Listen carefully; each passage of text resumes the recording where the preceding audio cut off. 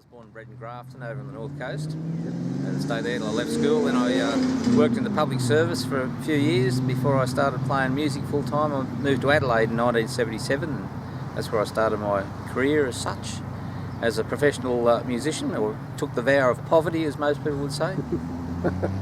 And who were your early influences in music? Well, I liked all the, like the country rock people, like the Eagles and Graham Parsons and John Prine and Jimmy Buffett, and the singer-songwriters like James Taylor, all those guys, and Neil Young, I guess, back then. Now, I believe back in the earlier days, or when you first come to Tamworth, you were in bands.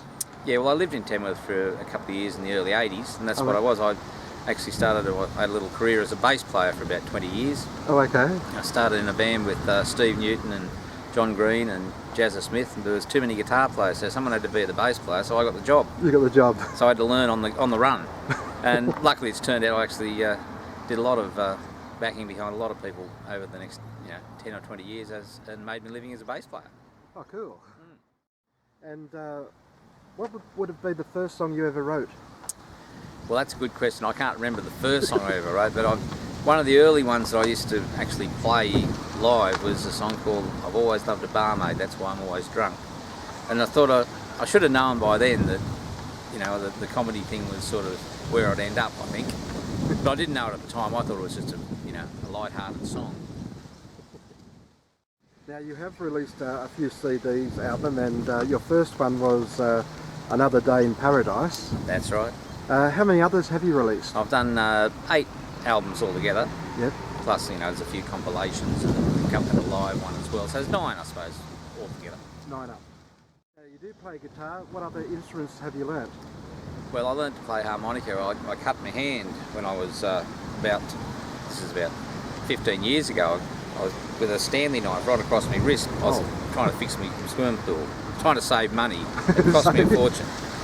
But I ended up, I didn't know whether I'd have the use of my left hand, so I thought I'd better try and do something else. So I took up harmonica while I was convalescing, if you like. Luckily I got the use of my hand back, so that was okay. But yeah, so I still play harp, just a little bit. I'm not a virtuoso as such, but I enjoy playing it. And plus I play bass guitar as well.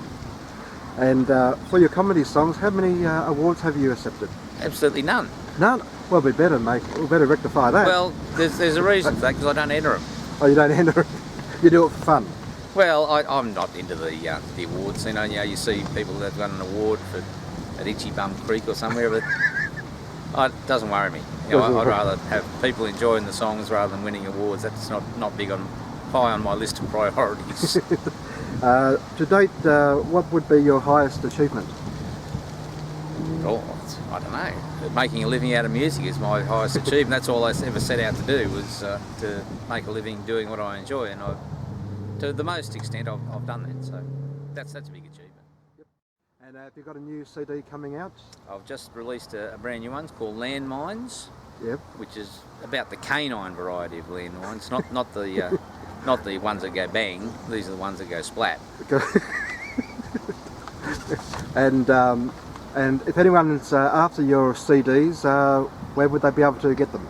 Well, the best way to get them is through me directly, which is through my website, www.errolgray.com.au. You can Google me, I'm easy to find. You can get it through there, you can buy them on iTunes. But that's the best way. Come to a show and buy them there.